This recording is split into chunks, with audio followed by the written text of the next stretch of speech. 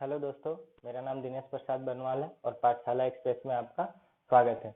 दोस्तों, जैसे कि देख रहे हैं, आज हम लोग वैदिक सभ्यता पढ़ेंगे। वैदिक सभ्यता का हमारा 2 चैप्टर खत्म हो गया है।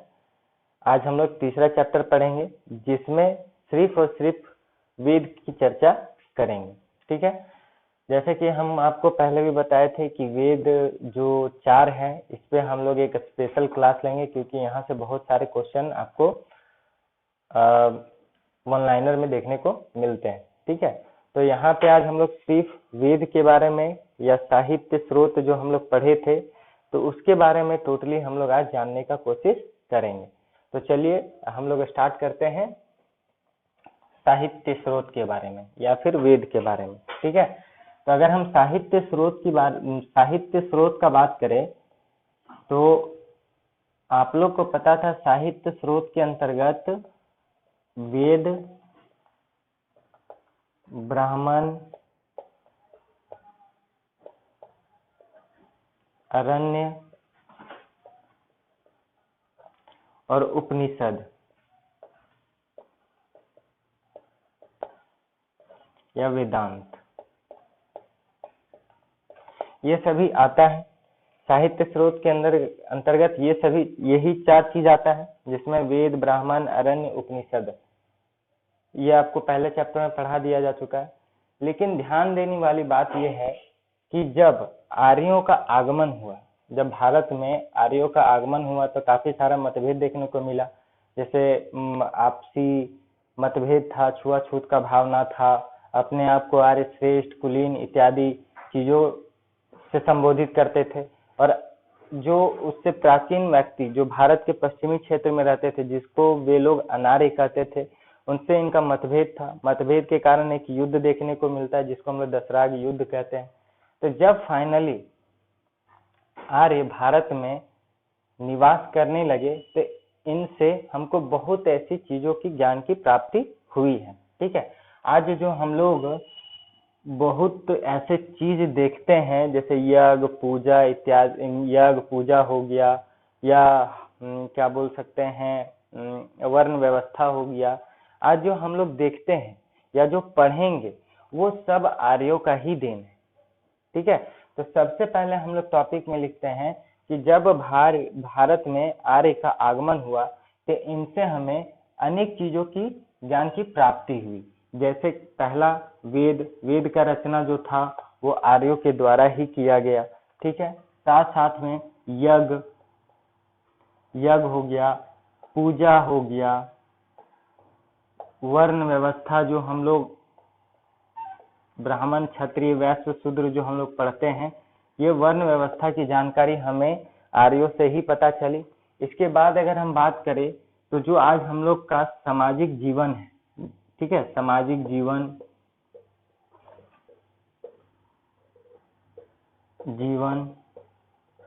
राजनीतिक जीवन,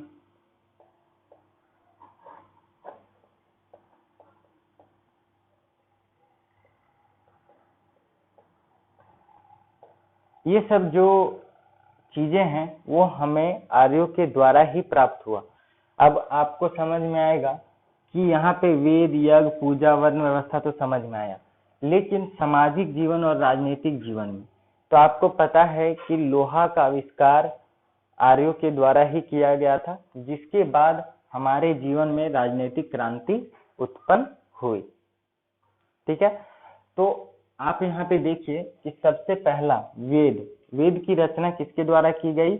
आर्यों के द्वारा। आर्यों के द्वारा ही हमें वेद की जानकारी मिलती है। ठीक है।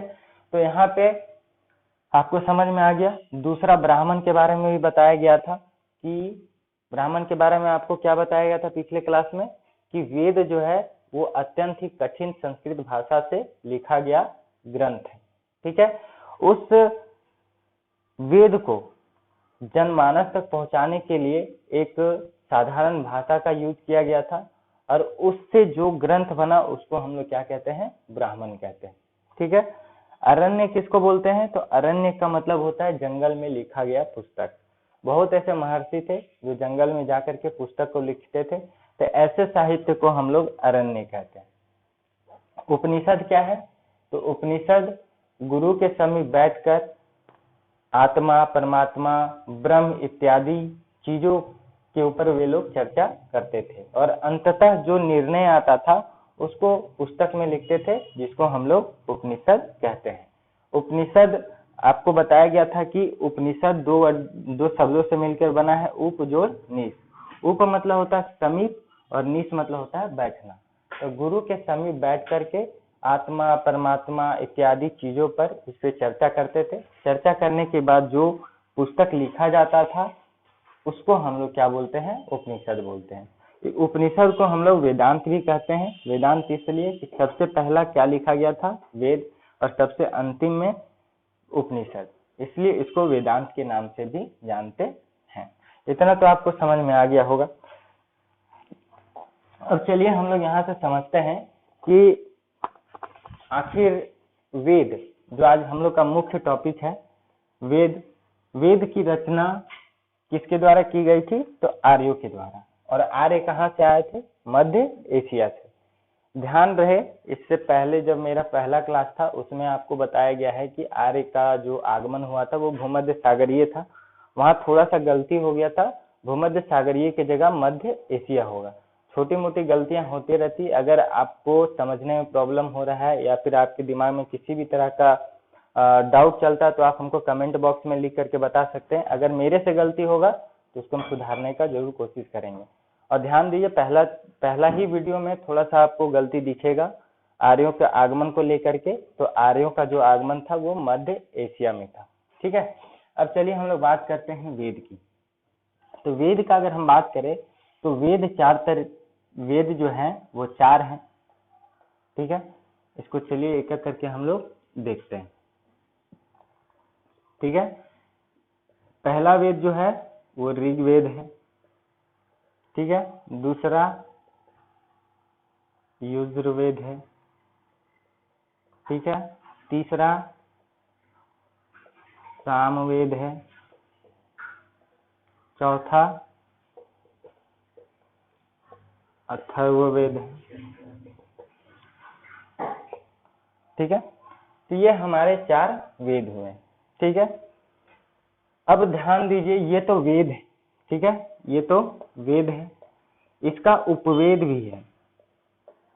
ठीक है, क्या है? उपवेद। इसको मिटा देते हैं।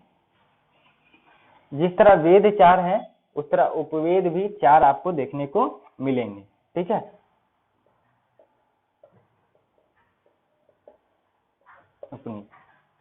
उपवेद भी कितने हैं? 4 हैं।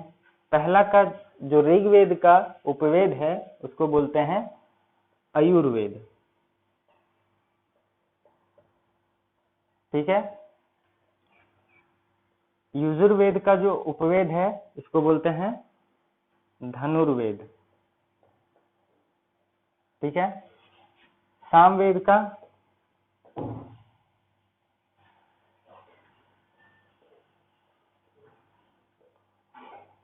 गंधर्व वेद और ये अथर्ववेद का शिल्पवेद। ठीक है, ये क्वेश्चन आपको कई बार देखने को मिला होगा कि वेद के उपवेद, जैसे ऋग्वेद का क्या है? आयुर्वेद है, यजुर्वेद का धनुर्वेद, सामवेद का गंधर्ववेद और अथर्ववेद का शिल्पवेद। ये जिस तरह 4 वेद हैं उसी प्रकार 4 उपवेद भी हैं। ठीक है, अब हम लोग बात करते हैं कि ऋग्वेद के पढ़ने वाले, जो ऋग्वेद को जो व्यक्ति पढ़ता था उसको हम लोग होत्रु कहते थे। क्या कहते थे? होत्रु। ठीक है, ऋग्वेद के पढ़ने वाले व्यक्ति को क्या बोलते थे? होत्रु। ठीक है, यजुर्वेद को पढ़ने वाले व्यक्ति को अध्वर्यु। ठीक है, ऋग्वेद के पढ़ने वाले व्यक्ति को अध्वर्यु बोलते थे। ठीक है, सामवेद को पढ़ने वाले को उदगाता। ठीक है, उसके बाद अथर्ववेद को पढ़ने वाले व्यक्ति को ब्राह्मण कहा जाता था। ठीक है, मतलब कि ऋग्वेद को जो पढ़ता था उस व्यक्ति को होत्रु के नाम से जानते हैं। ठीक है, यजुर्वेद को जो व्यक्ति पढ़ता था उसको अध्वर्यु के नाम से जानते हैं, ठीक है। सामवेद को जो पढ़ता था उसको उद्गाता बोलते हैं, और अथर्ववेद को जो पढ़ता था उसको हम लोग ब्राह्मण कहते हैं।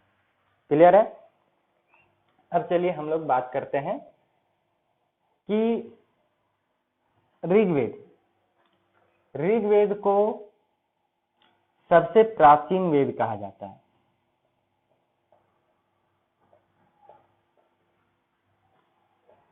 वेद, ऋग्वेद को सबसे प्राचीनतम वेद, क्योंकि ये सबसे पहला लिखा गया था, और अथर्ववेद ये सबसे बाद वाला वेद है।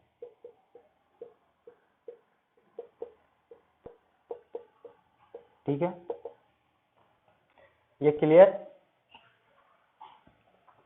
अब ध्यान दीजिएगा, ये तीन वेद, ऋग्वेद, यजुर्वेद और सामवेद, ये तीनों को वेद त्रयी के नाम से जाना जाता है। ठीक है, किसको किसको? ऋग्वेद, यजुर्वेद, सामवेद, इन तीनों वेद को हम लोग क्या कहते हैं? वेद त्रयी। और वेद त्रयी कहने का मतलब क्या है कि इसमें ईश्वर का पूजा पाठ, स्तुति, निंदा इत्यादि की जानकारी हमको देखने को मिलती है। ठीक है, इसलिए इन तीनों वेदों को हम लोग क्या बोलते हैं? वेद त्रय कहते हैं। ठीक है, इसके अलावा इस चार वेद को, ठीक है, इस चारों वेद को हम लोग श्रुति साहित्य कहते, श्रुति साहित्य, श्रुति साहित्य कहा जाता है। ठीक है, अब श्रुति साहित्य का मतलब क्या होता है? कि सुन के लिखा जाने वाला साहित्य। स्टार्टिंग में जब आर्य भारत आए थे तो उन्होंने वेद के बारे में तो बताया, ठीक है, लेकिन वेद जो था वो पुस्तक के रूप में पहले से ही संकलन नहीं किया हुआ था। इसको ज्ञान के माध्यम से जब ये आर्य जो है वो दूसरे व्यक्ति को ज्ञान देते थे, वह व्यक्ति उससे सुन करके सीखता था, और जो सुन करके सीखा हुआ व्यक्ति वो दूसरे व्यक्ति को ज्ञान देता था। यह क्रिया लगातार चलते रही। धीरे धीरे धीरे धीरे जब लिखने का कला आने लगा तो उसे साहित्य के रूप में परिवर्तन कर दिया गया। स्टार्टिंग में क्या था? ये सुनकर ही ज्ञान लिया जाता था वेद से, इसलिए इसको श्रुति साहित्य कहा जाता है। मतलब सुनकर जो हमें जो सुना गया उसी को साहित्य में लिखा गया, इसलिए इसे श्रुति साहित्य भी कहा जाता है। किसको? ये चारों वेदों को। ठीक है, इतना तो क्लियर हो गया। देखिए यहाँ पे हर एक जगह पे आपको इंपॉर्टेंट पॉइंट देखने को मिलेगा, क्योंकि यहाँ से बहुत सारा आपको क्वेश्चन देखने को मिलता है। ठीक है, अब यहाँ तक समझ में आ गया। अब हम लोग आगे बढ़ते हैं, एक एक करके हम लोग अब पढ़ते जाते हैं। जैसे कि हम लोग ऋग्वेद की बात करें तो ऋग्वेद में टोटल 10 मंडल है। ठीक है, 10 मंडल। ठीक है, सूक्त कितने हैं? 1028। ठीक है, ये क्या है? सूक्त है। ऋचाएं कितनी हैं? 10,462। अभी प्रेजेंट टाइम में देखें तो 10,580 ऋचाएं हैं। ऋचाएं क्या होती है? ऋचाएं को मंत्र बोला जाता है। ठीक है, तो ये टोटल ऋग्वेद के बारे में है। ऋग्वेद का उपवेद आयुर्वेद है। इसके पढ़ने वाले व्यक्ति को होत्रु कहा जाता है। ऋग्वेद में 10 मंडल हैं, 1028 सूक्त हैं, ऋचाएं 1062 हैं। ठीक है, वर्तमान समय में 462 है। उसके बाद 580 ऋचाएं हैं। ठीक है, तो ये टोटल ऋग्वेद के बारे में। अब हम लोग समझते हैं कि इसके 10 मंडल, 10 मंडल में तो प्रथम मंडल में क्या है, द्वितीय मंडल में क्या है, ये सब हम लोग टोटल अभी देखेंगे। तो अगर हम बात करें तो प्रथम मंडल, यहाँ पे लिखते हैं प्रथम, यहाँ द्वितीय, तृतीय, चतुर्थ, पंचम, छह, सप्तम, अष्टम, नवम, 10। ठीक है, ये 10 मंडल है। ठीक है, तो ध्यान रखिएगा कि यहाँ पे प्रथम मंडल और 10 मंडल, द्वितीय से दूसरा मंडल से लेकर के 7वां मंडल, ये सबसे प्राचीन समय में लिखा गया। ठीक है, कहां से कहां तक? दूसरा से लेकर के 7वां मंडल तक, ये सबसे प्राचीन समय में लिखा गया है। और बचा जो प्रथम, अष्टम, नवम एवं दसम, ये जो है वो बाद में लिखा गया मंडल है। ठीक है, अब हम यहाँ पे समझेंगे कि प्रथम मंडल या द्वितीय मंडल में क्या क्या वर्णन किया गया है। इसमें सारे मंडल को आपको याद करने का जरूरत नहीं है, इसमें कुछ ही ऐसे मंडल है जो हमारे दृष्टिकोण से महत्वपूर्ण है, जो आपको यहाँ पे बताया जा रहा है। ठीक है, तो प्रथम मंडल में आपको कुछ भी याद रखने का जरूरत नहीं है। ठीक है, ये हमारे लिए तृतीय मंडल हमारे लिए इसलिए इम्पोर्टेंट है क्योंकि यहाँ पे गायत्री मंत्र का उल्लेख मिलता है, साथ साथ में सूर्य देवता की भी जानकारी। ठीक है, तीसरे मंडल में गायत्री मंत्र और सूर्य देवता की जानकारी हमको देखने को मिलती है। चौथा मंडल जिसमें हमको कृषि कार्य का जानकारी मिलता है। ठीक है, कृषि कार्य का जानकारी हमको देखने को मिलता है। कहाँ पे? चौथा मंडल में। ठीक है, सप्तम मंडल आपको याद होगा, जो हम लोग दशराग युद्ध पढ़े थे, उसका वर्णन हमको ऋग्वेद के सप्तम मंडल से ही मिलता है। तो सप्तम मंडल में क्या है? तो 10 राग युद्ध की जानकारी।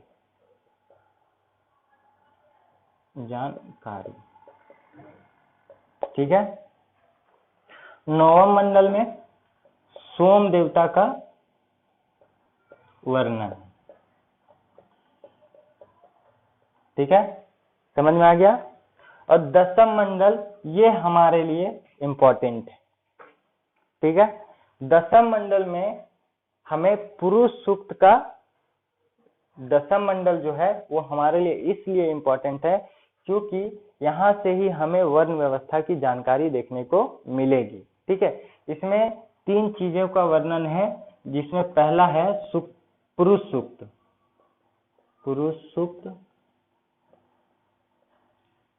दूसरा है नदी सूक्त और तीसरा है विवाह सूक्त। ठीक है, ये पुरुष सूक्त क्या है? पुरुष सूक्त अगर आपसे पूछे कि पुरुष सूक्त क्या है, पुरुष सूक्त का वर्णन कहाँ पे मिलता है? ठीक है, तो पुरुष सूक्त का वर्णन हमको ऋग्वेद के 10वें मंडल में मिलता है। और पुरुष सूक्त में क्या हुआ था कि प्राचीन समय में ऐसा माना जाता है कि एक विशाल मानव का उत्पत्ति हुआ था। ठीक है, किसमें? पुरुष सूक्त में एक विशाल मानव का उत्पत्ति हुआ था और उस मानव के अलग अलग अंगों से मानव की उत्पत्ति हुई थी। ठीक है, जिसमें से पहला मानव था ब्राह्मण। ठीक है, ब्राह्मण का जो उत्पत्ति हुआ था वो मुख से हुआ था। ठीक है, क्षत्रिय जो सेना वगैरह में था, उसका उत्पत्ति जो विशाल मानव के भुजा से हुआ था। ठीक है, तीसरा व्यक्ति था वैश्य, जिसका उत्पत्ति जांघ से हुआ था। और चौथा व्यक्ति था शूद्र, जिसका उत्पत्ति पैर से हुआ था। ठीक है, तो यहाँ पे आपको समझ में आ गया होगा, पुरुष सूक्त में वर्ण व्यवस्था का जानकारी हमको मिलता है। ठीक है, जगह नहीं है इसलिए नहीं लिख पा रहे, यहाँ पे आप लिख लीजिएगा ब्राह्मण, क्षत्रिय, वैश्य और शूद्र। ध्यान रहे कि यहाँ पे शूद्र का वर्णन अभी आपको नहीं मिलेगा। ठीक है, पहले 3 ही वर्ण व्यवस्था की जानकारी मिलती है, ब्राह्मण, क्षत्रिय और वैश्य। शूद्र का जानकारी हमको यहाँ पे नहीं मिलेगा।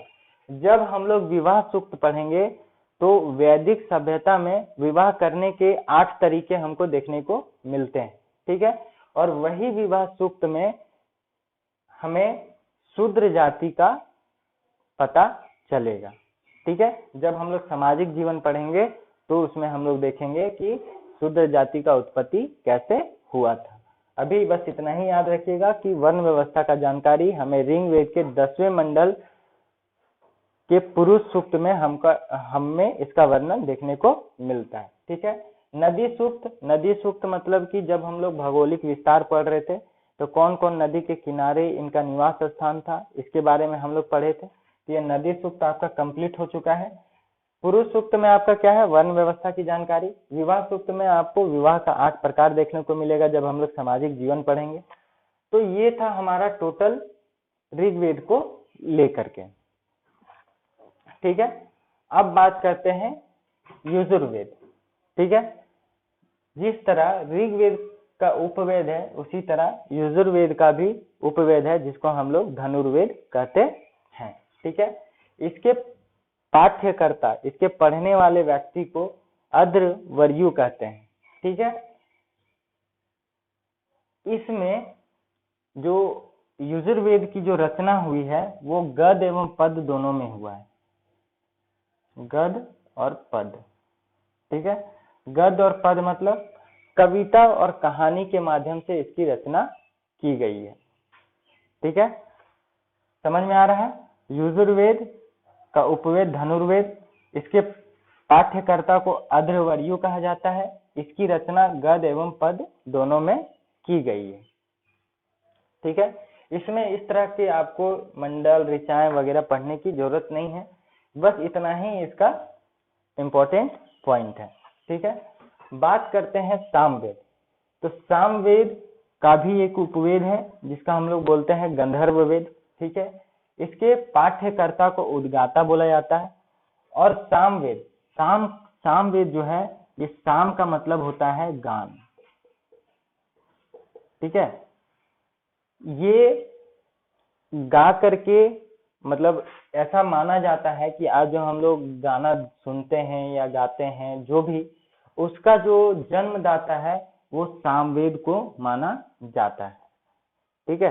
तो इसके पढ़ने वाले को क्या बोलेंगे, उद्गाता, मतलब जो गाना है वही इसको गाता है। ठीक है। तो इसके पढ़ने वाले को उद्गाता कहते हैं। ठीक है। अब बात करते हैं कि अथर्ववेद, जो सबसे अंतिम वेद है हम लोग का। ठीक है। अथर्ववेद जो सबसे बाद में लिखा गया वेद है और इसकी रचना महर्षि अथर्वा के द्वारा किया गया था। ठीक है।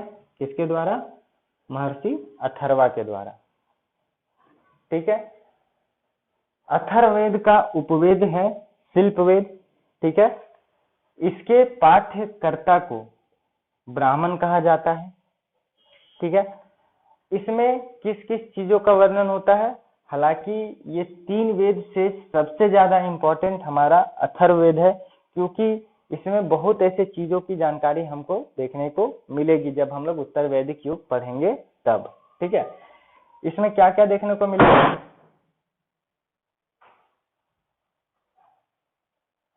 तो इसमें हमें जादू, टोना, उसके बाद विवाह, उसके बाद वशीकरण इत्यादि चीजों की जानकारी, ये सब चीजों की जानकारी हमको देखने को यहाँ पे मिलता है। ठीक है। इसके बाद हमें जब कृषि कार्य का जो साक्ष्य है, कृषि कार्य जब करते थे तो उस समय क्या बोलते हैं, कम वर्षा के लिए भी मंत्र का उल्लेख मिलता है। अधिक वर्षा अगर हो रहा है तो उसको कम करने के लिए भी मंत्र का उल्लेख मिलता है। साथ साथ में अगर फसल में अगर कीड़ा लग जाता था तो उस कीड़ा को दूर हटाने के लिए भी मंत्र की व्याख्या यहाँ पे मिलती है। तो ये 4 वेद जो है, इसमें सबसे इंपॉर्टेंट अगर देखें तो वो हमारे लिए अथर्ववेद बन जाता है। ठीक है। बाकी बात ये ऑल ओवर आपके लिए बहुत इंपॉर्टेंट है, क्योंकि यहाँ से बहुत क्वेश्चन पूछा जाता है। ठीक है। अगर आपसे पूछे कि वेद की रचना तो वेद की रचना वेद व्यास ने किया था, जिसको कृष्ण द्वैपायन के भी नाम से जाना जाता है। ठीक है, पहले ये कृष्ण द्वैपायन थे, बाद में जब ये वेद की रचना किए तो इनको वेद व्यास कहा जाने लगा। ठीक है, वेद का अर्थ क्या होता है? तो वेद का अर्थ होता है ज्ञान या जानना। ठीक है, ये टोटल आपका वेद संबंधी जितने भी डाउट है वो सारा मैंने क्लियर कर दिया है। अगर कोई पॉइंट हमसे छूट जाता है तो हम उसको नेक्स्ट क्लास में आपको बता देंगे। तो चलिए आज के लिए बस इतना ही, लेकिन जाने से पहले आपसे वही रिक्वेस्ट है कि प्लीज हमारे वीडियो को अगर आप पसंद कर रहे हैं तो हमारे वीडियो में लाइक, कमेंट और सब्सक्राइब जरूर करें, और अगर हो सके तो अपने दोस्तों को भी बोले इस चैनल पे आकर के पढ़े, जिससे कि हमारा भी मनोबल बढ़ा रहे और हम लोग आपको अच्छा से अच्छा कंटेंट प्रोवाइड करते रहे। तो चलिए आज के लिए बस इतना ही। अगले चैप्टर में हम लोग सामाजिक जीवन, धार्मिक जीवन, आर्थिक जीवन और राजनीतिक जीवन को विस्तार पूर्वक पढ़ेंगे, जिसके बाद आपको पूरे अच्छे तरीके से पता चल जाएगा कि पूर्व वैदिक युग और उत्तर वैदिक युग में क्या डिफरेंट हमको देखने को मिला। तो चलिए बस इतना ही आज के लिए, चलिए धन्यवाद।